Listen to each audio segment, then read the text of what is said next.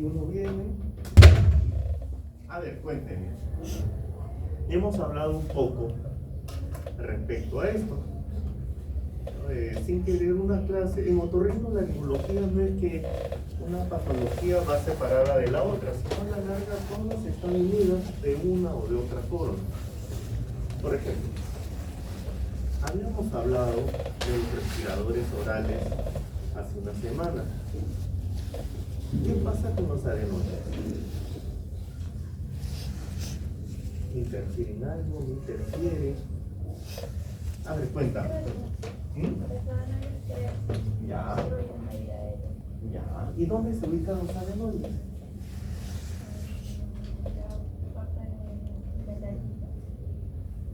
A ver. La nariz está por acá.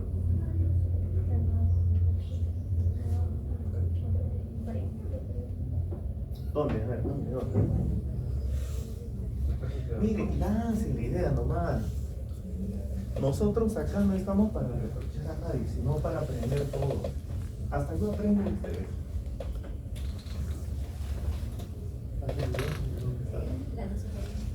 Ya. ¿Y dónde está ubicada la nasofaringe? Mira. Mírame a mí y me dices, escucha, esta pata tiene cara de poco instruido. Esta de las justas sabe leer el titular de la jata. ¿Ya? ¿Cómo le explico en qué parte están los adenoides? A ver, explícame en una forma sencilla dónde se encuentran. En la parte donde se conecta la nariz y la garganta. La nariz y la garganta. Pero ¿por qué la garganta está acá?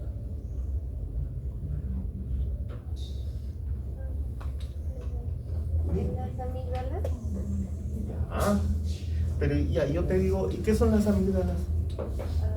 Porque yo voy llevando a mi hijita, ¿ya?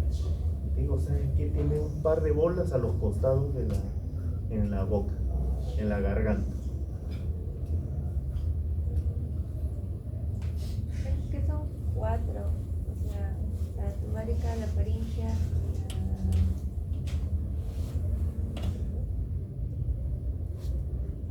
palatina y lingual. Y dependiendo, por ejemplo, las dos primeras están en naso y las otras en oro, faringe.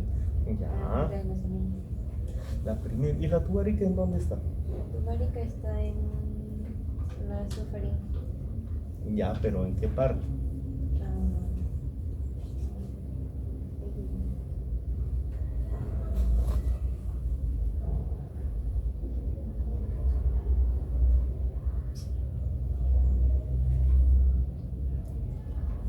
Vas muy bien. Falta un pequeño empuje nada más. Pero acuérdate, yo soy una persona poco instruida. ¿Dónde me dices que están los adenoides? A la altura de las amígdalas. Ya, pero es que hay una cosa. Una cosa es lo que comúnmente yo sé que las amígdalas son ese par de pelotitas que se hacen a los costados cuando abro la boca.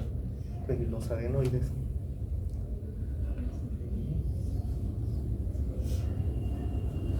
Entonces, ¿por qué les pregunto así? Porque ustedes pronto se van a encontrar frente a una persona que no tiene una instrucción como tenemos nosotros la suerte de tener y van a tener que explicar de eso. A ver, ¿y por qué crecen los adenoides? A ver, fuerte, dale. Los adenoides, doctor, y las amígdalas son tejido linfático. Entonces, justamente en los tejidos linfáticos que ve que tienen centros germinales, ¿no? Y todo. Entonces, como hay una infección, ¿no? O sea, agarra antígenos, genera que haya, y hay infecciones como tal, genera un aumento del tamaño porque necesita más producción. Pero si todos tenemos infecciones, ¿por qué no les crece a todos?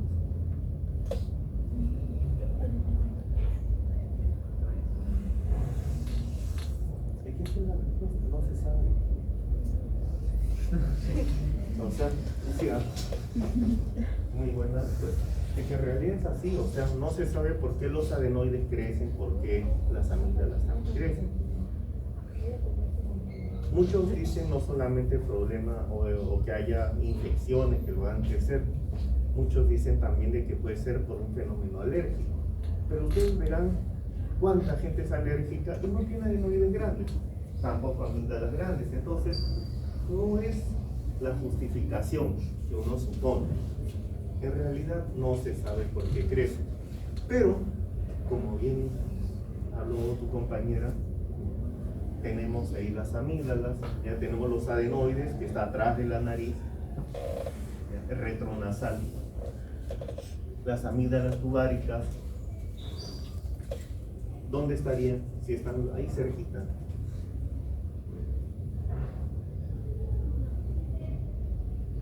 ¿Tiene algo que ver con la trompa de Eustaquio? Entonces, más o menos ustedes tienen que ubicarse así. Tenemos las palatinas, que cuando uno abre la boca, uno ve ahí las amígdalas y la amígdala, como dijiste, la lingual. ¿Cuál es la importancia de todo esto? Que generan inmunoglobulinas. Por eso es de que los pediatras, ¿alguno acaba de ser pediatra? Ya te vi.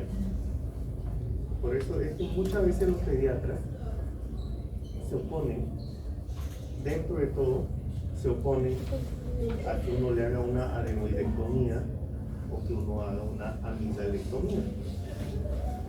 Pero se han visto estudios que cuando uno hace una adenoidectomía o una amigdalectomía, pasan 2 o 3 meses y los niveles se recuperan. El inmunoglobulina no decae. Por ello es importante y es un punto de discrepancia entre los pediatras y nosotros. Por ejemplo, tú qué vas a hacer pediatra. Yo tengo unos adenoides que ya no me deja respirar en la noche. Ya en el día también estoy ahí con la boca abierta. ¿Cuáles son las características especiales de ese niño? Que tiene la hipertrofia adenoidea. Respira por la boca. Ya, uno respira por la boca. ¿Qué más? Cuando duerme, ronca. Excelente. ¿Cómo están sus dientes? Así es. ¿Qué más? ¿Dolores normales? Claro. Ya, pero también lo otro, a veces los dientes están amontonados, ¿no? O sea, está deformada esa cara de detalle. El paladar.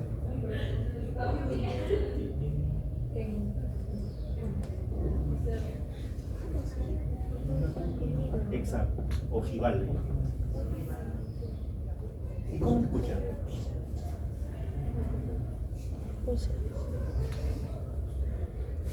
¿Cómo escucha el niño que está con unos adenoides que le generan obstrucción? Hipoacusia. ¿Y cómo es esa hipoacusia? Conductiva, neurosensorial. ¿Segura?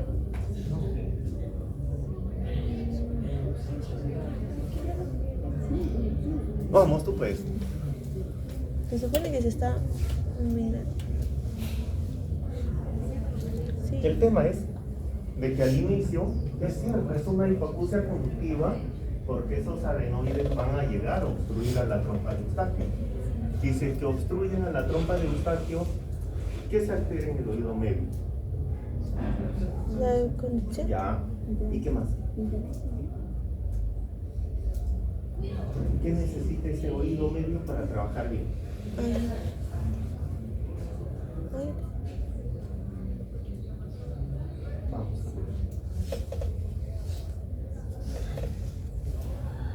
¿Quién? Ya, la piel de huesecillo vibra, pero ¿por qué?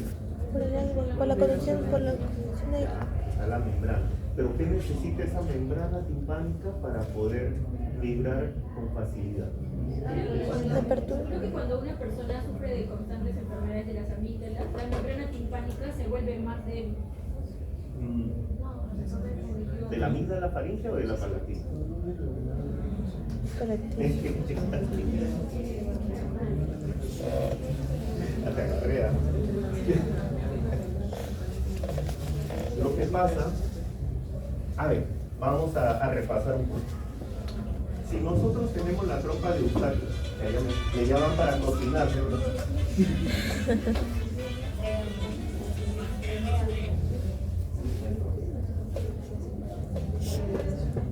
No, claro, claro. Ahora voy a ir a ¿Ya? ¿Ya? ¿Ya?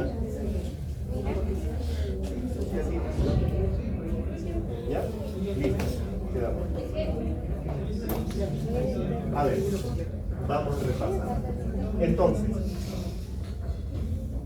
la trompa de Eustaquio, ¿cuál es la finalidad de la trompa de Eustaquio? Teléfono faríngeo. Pero ¿quién entra y quién sale a través de la trompa de Eustaquio? Aire y ventilación. Aire, ventilación. Esa es la principal función de la trompa de Eustaquio. Entonces, si entra el aire, también equipara la presión, ¿ya? El medio no se enrarece. Pero si nosotros tenemos esta trompa de Eustaquio que se obstruye, ¿qué pasa? No hay conexión. No hay ventilación. ¿Ya? Y si no hay ventilación, ¿qué ocurre? ¿Qué ocurre con esa membrana timpánica? Se retrae. Retracción. Claro, no se retrae pues en una semana. Pasa el tiempo y se empieza a retraer. Por eso es que nosotros solicitamos siempre la timpanometría o impedanciometría, le llaman. Son unas curvas que miden la movilidad timpánica.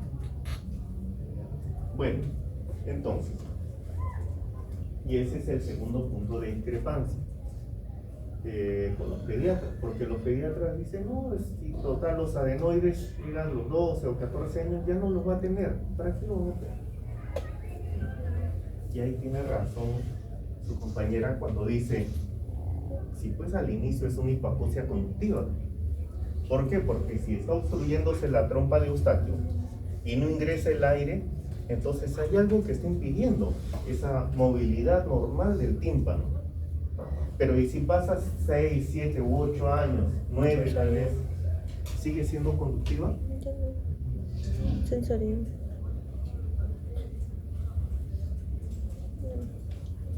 ¿Qué dices? Sensorial.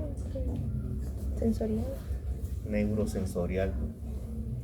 Por eso es que muchas veces los niños, 12 años, 13, ya queda pues la hipoacusia neurosensorial. ¿Y qué queda con los niños? Que utilicen audífonos. Pero si nosotros vemos esa membrana timpánica, se empieza a retraer y puede llegar inclusive la membrana timpánica, se puede meter tanto que se pega con la pared interna de lo que viene a ser el oído medio y ya pasa a una otitis media.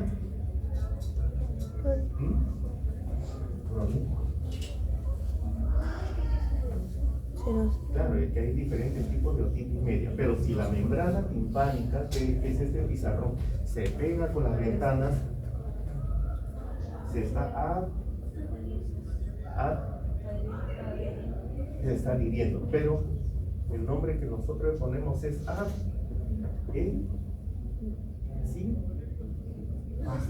adhesiva.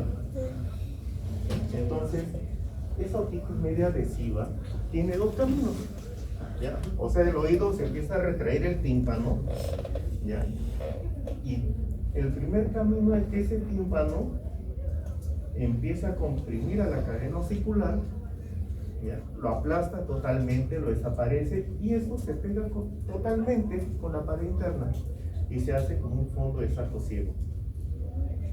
Pero en otras oportunidades ese tímpano se va retrayendo, pero empieza a generar lo que llamamos bolsillos de retracción. O sea, hace como si tuviera un pocito ahí, ¿ya? Pero es el tímpano que está adquiriendo esa forma. Ven el tímpano y de repente como un pozo. Pero también el otro camino es que ese pocito se perfore, ¿ya? Y llega a haber una parte adherida y la otra perforada. Y si es en la parte superior, ¿qué genera? Esa perforación. Todavía sabía. Así es, el colesteatoma. Entonces, como ven ustedes, una cosa va jalando a la otra.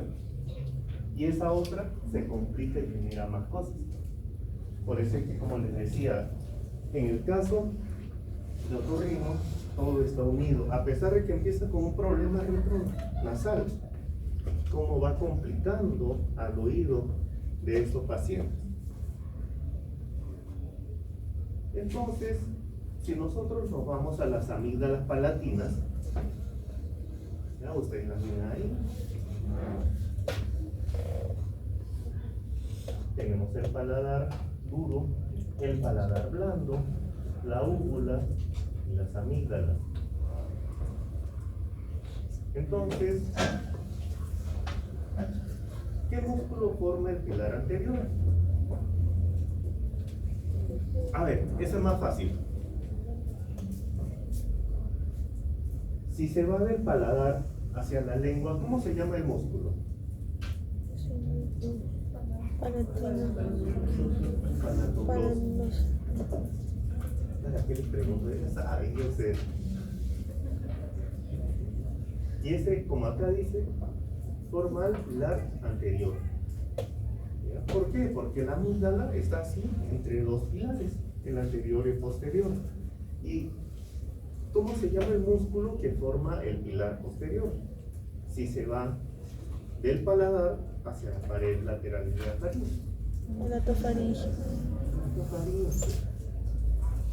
Y la amígdala se asienta en un lecho o una base. ¿Cómo se llama ese músculo? Es el único nombre raro. El constrictor superior de la faringe. Entonces, eso es lo que delimita a la amígdala. Respecto a lo que viene a hacer la irrigación, van a encontrar diferentes cosas. Alguno dice que la palatina descendente se une con la palatina ascendente, que hacen una red vascular y esa es la que va a irrigar a toda la amígdala. Es cierto porque hay varias, no todas anomalías, sino varias variantes. En otra van a encontrar que la palatina ascendente se une con la faringe ascendente y la cervical también ascendente. Al menos lo que nosotros vemos es lo más común, porque nosotros cuando hacemos la amigdalectomía, ¿ya? Nos fijamos principalmente en tres vasos, no en dos. ¿Ya? Uno, que va al polo superior, polo inferior, polo medio. Entonces tenemos que ubicar esta arteria, la ligamos. Ubicamos la de abajo, la ligamos y acá también. Es lo que más frecuentemente encontramos. A ver, las indicaciones.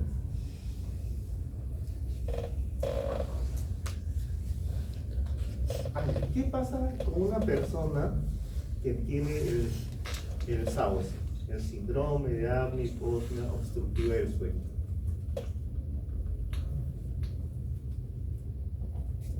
Una pregunta. ¿Y un niño que es roncador? Hablamos pues 3, 4 años. Ya ustedes le ven la micrognatia como uno de ustedes habló. Creo que no recuerdo. Ya le operan los adenoides, la amígdala. ¿Y cómo va a ser su respiración a futuro? ¿Normal? ¿No es normal? Acuérdense que ya tiene la micrognatia. ¿Cómo ven ustedes esa respiración? Y es importante esto, ¿por qué? Porque uno tiene que explicarle todo a los padres. Es lo mismo un niño roncador de 3 años o 4 que un niño roncador de 10 años.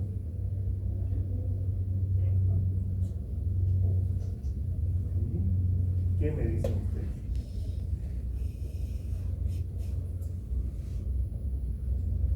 ¿Es lo mismo? ¿Sí? ¿No? ¿Por qué? No es lo mismo. ¿Por qué? Creo que mencionó en la primera clase que había una diferencia en el crecimiento óseo del niño hasta los 4 años. Así es. Y posterior a ello ya se iba a mantener. Entonces, entendería que si es antes de los 4, probablemente sí puede haber un cambio mucho más notorio en cuanto a nivel de respiración, pero si es después de los 10, probablemente si ya el cambio anatómico esté instaurado, ya no va a haber gran diferencia. Ya, a ver. Va bastante cerca a lo que es. Pero a ver. Si yo tengo 3 años, soy roncador. A ver, ustedes ayúdenme también a razonar algo. Ya tengo la micronapia. Estoy en los 4 años de edad. Ya, no pega. Me hacen mi adenoamigdalectomía. Voy a respirar bien en las noches, en cualquier posición o no. A ver, tú me estás diciendo que no. A ver, ¿por qué? Porque justo en la rotación vimos, nos mostraron un paciente que se le saca la radiografía lateral, entonces se tomaba la silla turca como para poder identificar dónde se encuentra la amígdala. Sí, la amígdala. Entonces, cuando el espacio estaba reducido, el paciente tendía a presentar, ronquidos durante la noche, dependiendo del espacio que había ahí. Pero ya tú ya le sacaste los adenoides. ¿Cómo crees que va a respirar ese muchacho? Que es así, ¿no? O sea, ya tengo el maxilar inferior pequeño. Ya. La expectativa de los papás es que van a respirar bien. A partir de ahí hacia adelante, porque ya lo operaron. Pero pasa su primer control, va a decir, sí, está respirando muy bien. De repente, al mes, te dice, pero sigue roncando en posición.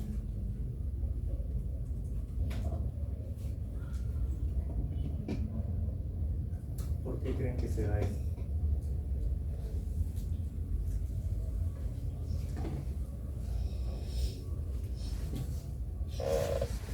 Lo que ocurre es de que no solamente, a ver, tenías una idea, ¿cuál es?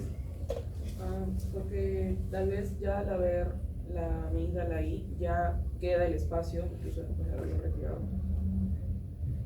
A ver, al contrario, si tú retiras la amígdala, le estás generando un espacio. Pero ¿qué es lo que pasa? Hay alteraciones anatómicas, no se olviden de ello. El maxilar pequeño, tal vez la lengua grande, ¿ya? El paladar blando demasiado pegado a la pared posterior reafaringe. Entonces ese muchacho va a crecer y siempre va a tener una deficiencia respiratoria. Eso sí va a cargar en menor o en mayor grado, pero va a tener una deficiencia respiratoria porque ya su anatomía está alterada. Por eso es importante que ustedes detecten eso a tiempo. Ahora, ¿cuáles son las características de un paciente roncador? A ver, en un paciente apneico, ¿qué es lo que ustedes le ven? Ya. Flaco, ojeroso, cansado y sin ilusión. Ya. ¿Qué más?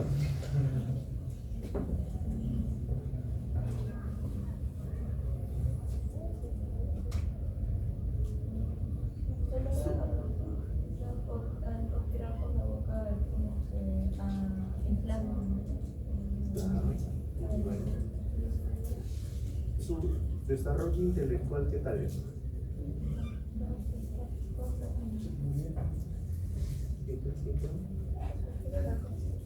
Es bajo, ¿sí? ¿Y por qué es a ver, ¿y por qué es bajo su rendimiento intelectual?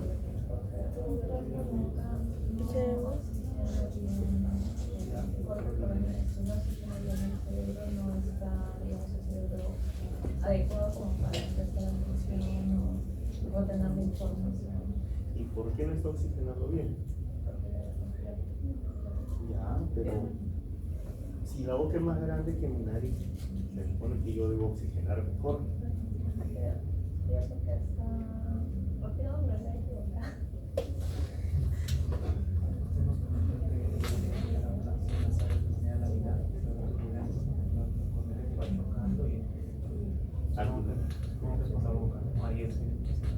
Ya es cierto. ¿Y eso en qué altera? Ya tú ya me estás diciendo cuando entra. Ya. ¿Y eso en qué, como te digo, cómo se come eso? ¿Qué pasa cuando sale? El aire. Cuando sale. Cuando expiras, cuando expiras. Cuando expiras.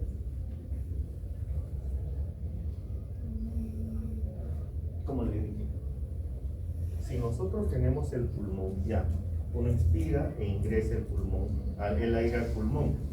Ahora, el pulmón tiene que botar ese aire que tiene. ¿Ya? Entonces, estás exhalando. Pero, ¿cómo tiene que estar el aire del pulmón, hablando de presión, a comparación de la parte externa? Debe ser mayor. ¿Y cómo logra ser mayor? Vamos. Ya me dijiste la entrada. Falta la salida. Vamos, tú puedes.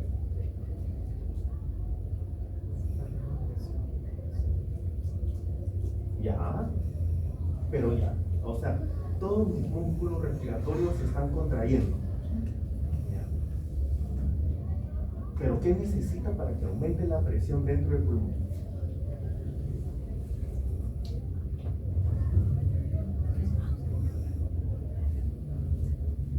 Me vas a dar la respuesta.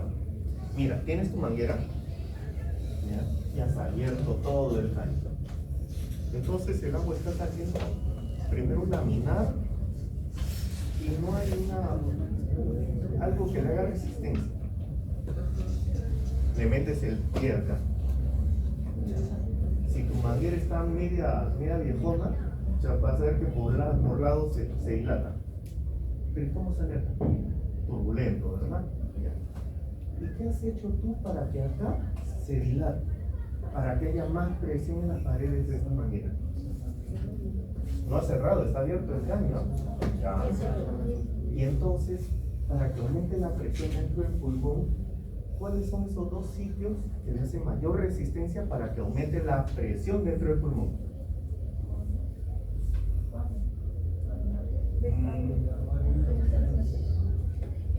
Lo has dicho, o sea, sí, tienes razón, porque los sitios de resistencia en la nariz, ¿cuáles son? Los cornetes, sí. Y sí, son dos. Y la válvula nasal interna. ¿Ya? Entonces, ¿qué es lo que pasa? Para que el pulmón llegue a exhalar, ¿ya? Tiene también que aumentar la presión dentro del pulmón. Y justamente tenemos esos dos sitios que hay resistencia a nivel del cuerpo, que es en la nariz. Y una vez que aumenta la presión dentro del pulmón, ¿qué evento ocurre? El intercambio gaseoso. ¿Por qué? ¿Qué se dilata? ¿Qué se dilata bien? Los alveolos terminales. ¿Ya? Entonces, como ven, todo está unido. A diferencia de que si uno lo hace por la boca no le da resistencia al pulmón para que pueda exhalar. Esa es la gran diferencia. Y por eso es que hay una diferencia, ¿ya?, de oxigenación. Y muchas veces los neumólogos dicen, pero que duerma con la boca abierta no tiene importancia. Seguramente les apneico. Entonces, como ven, para la amigdalectomía tenemos indicaciones absolutas. Ya la amigdalitis a repetición también, ¿ya? La amigdalitis hemorrágica, la asimetría amigdaliana. Nosotros cuando vemos la asimetría amigdaliana tenemos que hacer la amigdalectomía total, pero en las dos amígdalas, no en una, porque uno tiene que saber primero qué pasó con esa amígdala para que crezca tanto, ¿ya? Y qué pasó con la otra para que no haya crecido. Por eso es importante hacer ese estudio anatomopatológico. Y lo más frecuente son procesos virales, pero también pueden haber procesos tumorales. Entonces todo ello es lo que uno tiene que averiguar. Dentro de las indicaciones relativas, ya tenemos, como dice ahí, enfermedad de Berger, ¿ya? El síndrome Pandas. ¿A qué se refiere el síndrome Pandas? ¿Alguno de ustedes sabe?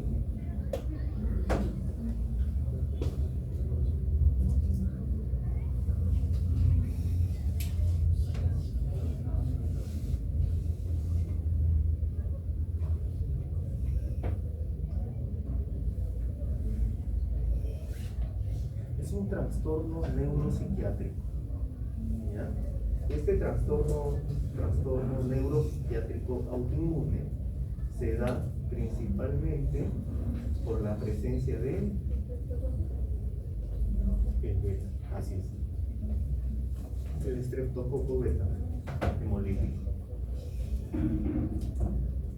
¿Ya? Entonces, como verán ustedes, es importante.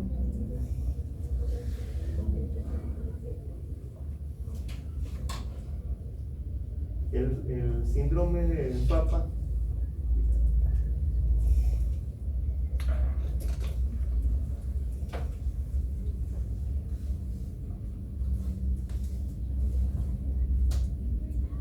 también es un trastorno autoinmune, pero en este acá, ¿qué es lo que vamos a ver? Presencia de aftas, adenopatía cervical, ya, la faringitis. Y esto cuando es ya a repetición, hay que sacar, hay que hacer una amigdalectomía. La tonsilolitiasis también. ¿Cómo son los tonsilolitos? Ahora que están rotando ustedes en otorrino, ¿han visto tonsilolitos? ¿No? No es tan frecuente verlo, pero ¿qué es lo? Claro, pero no son piedras, ¿ya? Sino uno ve la amígdala tiene una apariencia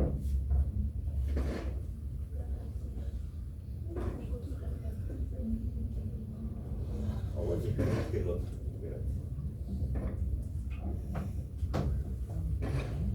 Solo de uno, ¿no? Entonces no ha grabado. ¿Cuál es la apariencia? Porque la había cambiado esta, ¿no? Así la, pero bueno. La amígdala, ustedes van a ver como si tuviera cráteres, ¿ya? Dentro de toda su superficie. Exacto, son como unos huequitos. Claro, son criptas, las criptas amigdalianas. Pero no es que se tiene la comida, sino son secreciones de todo lo que hay, ¿no? También el intercambio de todo se acumula ahí y se hacen así como tú dices, ¿no? Unas formaciones blanquecinas, algunas medias duras, otras más blandas. Pero cuando ya está llena esa cripta, la amígdala se contrae y lo bota. Y las personas van a decirle, ¿sabe qué? Estoy botando, como tú dices, unas piedrecillas blancas que tienen mal olor. Y eso es porque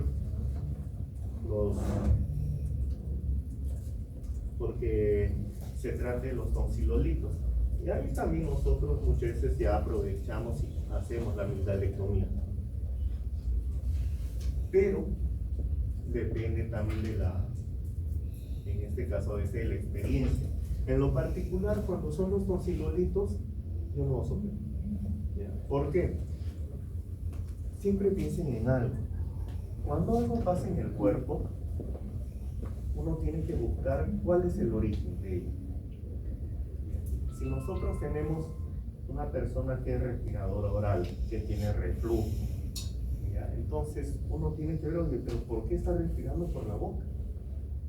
a lo mejor tiene una infección de tabique, a lo mejor tiene una hipertrofia de cornetes. Uno debe tratar ello, y cuando permeabiliza la vía respiratoria, cuando uno trata de tener reflujo, esa inflamación a nivel faríngeo generalizado disminuye. Entonces muchas veces los tonsilolitos se van. Lo más discutido, ¿no? Hiperplasia asociado a trastornos craneofaciales, dentales y la deglución.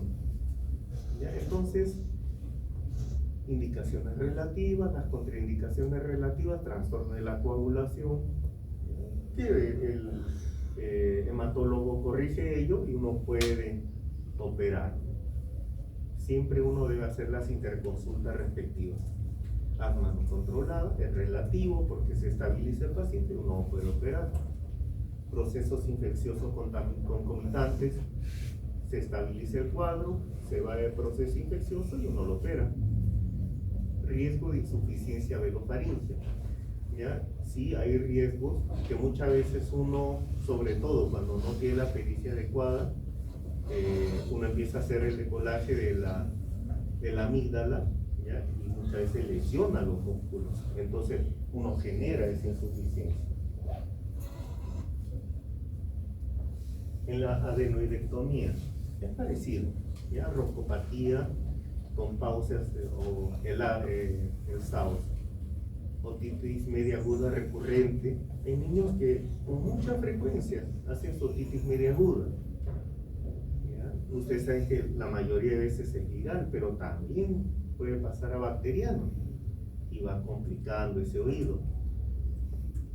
¿Ya? Adenoiditis crónica, otitis media con efusión. ¿Cuál es la otitis media con efusión?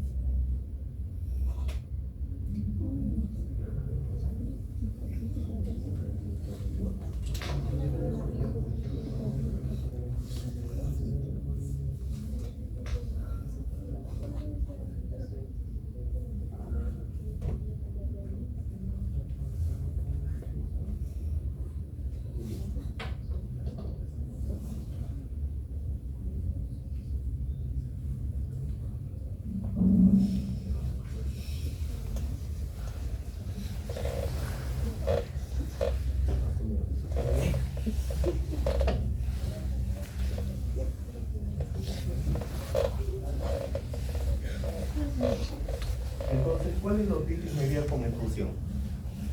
Supurativa. Claro. ¿Qué es cuál? Con efusión, creo que no.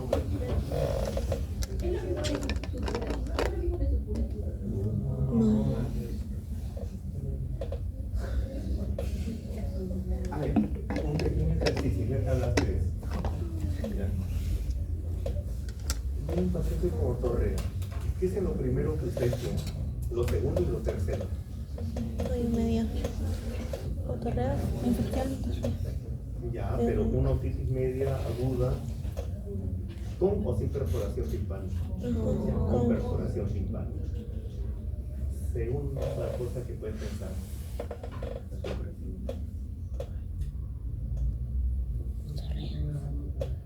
Interno.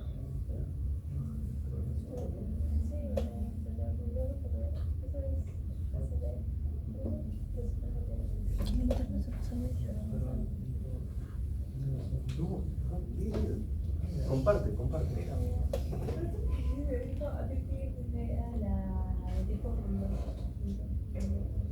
Una meningitis bulosa.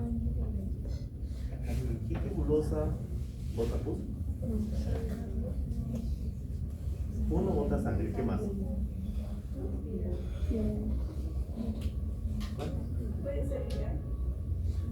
La mayoría de veces por ejemplo, la meningitis bulosa es viral. Ya. Pero por un lado bota sangre y también ¿qué puede botar? Secreción serosa. ¿Por qué? Porque la meningitis bulosa, si ustedes ven el tímpano, se hace una ampolla en el tímpano. Ya, esa no. Ya. ¿Qué otra cosa? Son 4 cosas que uno puede pensar. Principalmente.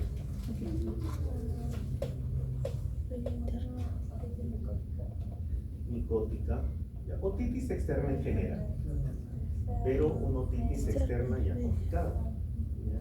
Puede ser bacteriano, puede ser micótico. ¿Qué otra cosa más? Yo soy fanático de los hisopos. No, traumático todavía.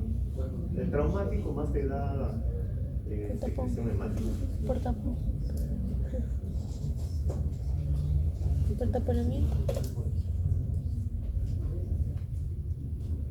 Se arriba a las 2. Venir a ser como un cuerpo extraño, todos sí podríamos considerar. Ya, pero ¿cuál? El ser humano, estamos hablando del pulso.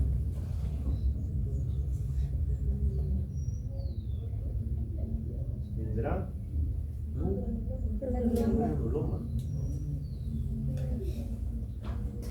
Un granuloma biógeno. Y otra más, la última.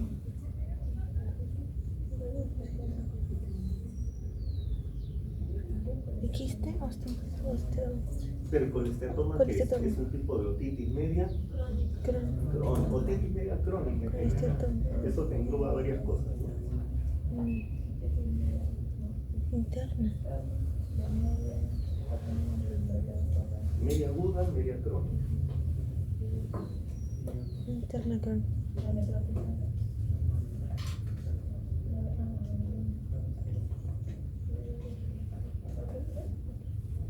A ver, otitis media aguda, media crónica, el granuloma, la otitis externa, principalmente esas 4. Les va a venir en el examen.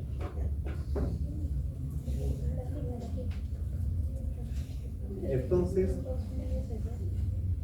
por ello es importante, ¿ya?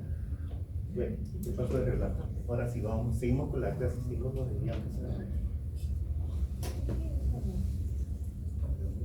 No me gusta este de acá porque tengo que dar un número ya para mandarte el otro, porque en el otro tengo otras gráficas mejores. Ya está explicado. ¿Ya? Entonces, ¿qué es lo primero que nosotros hacemos cuando ya sea hagamos una adenocectomía, una amidalectomía o una adenoamidalectomía? ¿Ya? Lo que primero tenemos nosotros que hacer es por dónde vamos a sacar esto. ¿Por dónde usted considera que lo vamos a hacer?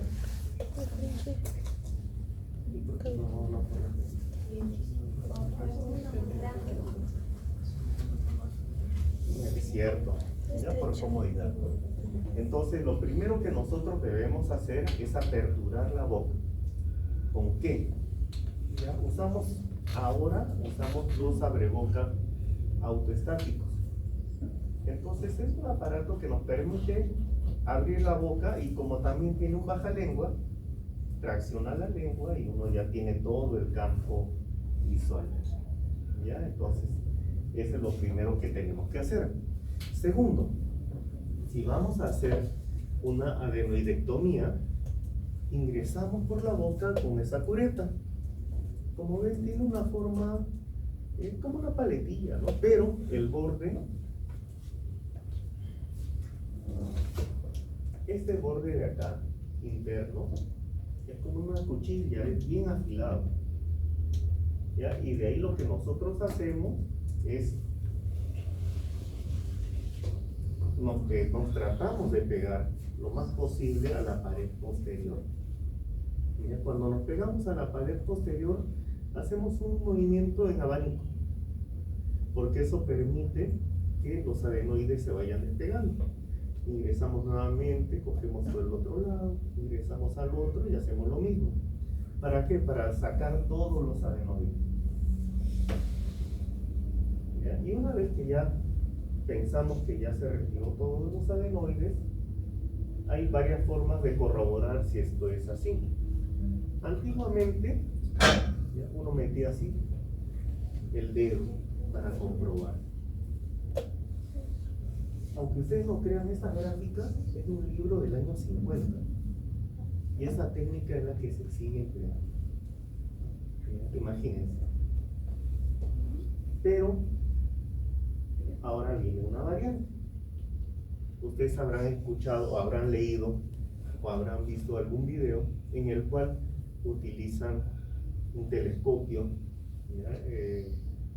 Para poder visualizar si la zona ya quedó limpia. Y si no hay telescopio, ¿ya? Entonces uno tiene que ingeniarse. Si uno va a ingresar por la nariz y corroborar que ya no haya restos de los adenoides, utiliza un telescopio de 0 grados. Si uno quiere ingresar por la boca, tiene que usar un telescopio de 70 grados para poder ver toda la región del cabo. ¿Ya? Y si no tiene uno de los dos, lo mejor que nosotros hacemos es colocar 2 ondas, pueden ser la Foley o la Nelaton, las más delgadas posibles, una por cada fosa nasal, lo cogemos por la boca, lo sacamos y traccionamos. ¿Para qué? Para levantar todo el paladar, traccionar y poder ver directamente. Bien, entonces, ¿cómo uno corrobora? Es según la experiencia y lo que uno tenga también. Cuando hacemos la amigdalectomía, igualito, ahí está usando lo que les comenté hace un momento. Tenemos un abreboca, ¿ya? Autoestático que viene con el bajalengua. Entonces con nuestra pinza pinzamos a la amígdala y la traccionamos, la medializamos. Una vez que ya está medializada esta amígdala, hacemos la incisión a la altura del pilar anterior. Ya, hacemos una incisión superficial, porque si uno quiere hacer una incisión profunda, lo que va a ocurrir es de que esa amígdala se puede partir y va a ser un dolor de cabeza sacar los restos. Entonces hacemos una incisión, un corte superficial, ya solamente en la mucosa, para poder entrar con nuestra cureta y decolamos a toda la amígdala. Una vez que ya decolamos a la amígdala, acá en este punto vemos que estamos entrando con un asa, que es un amigdalótomo, que empleábamos ¿para qué?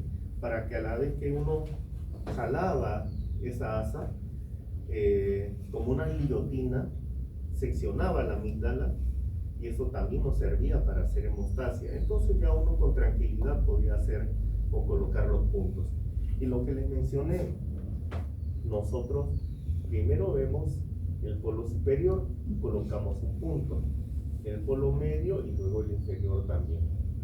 ¿Ya? Porque aunque parezca una cirugía bastante sencilla, a los mejores cirujanos se les ha muerto un paciente con esto.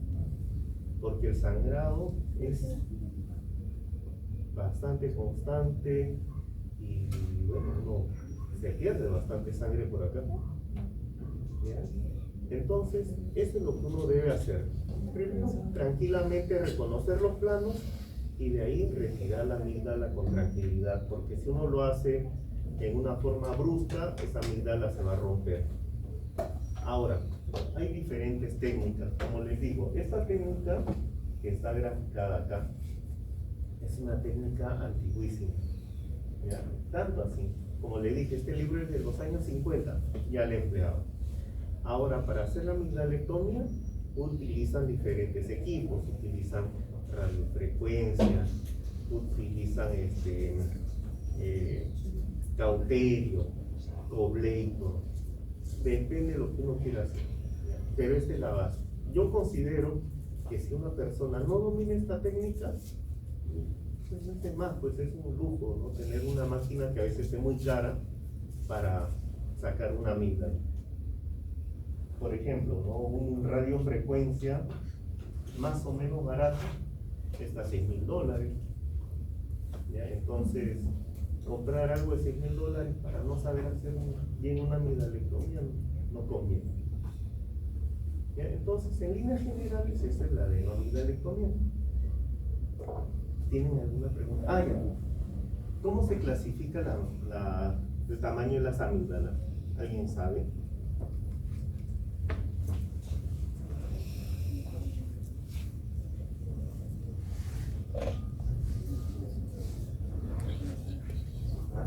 ¿no?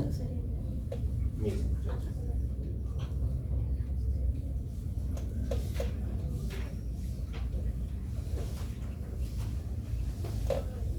Si nosotros tenemos acá la úvula, ¿ya? Esto lo dividimos, ¿ya?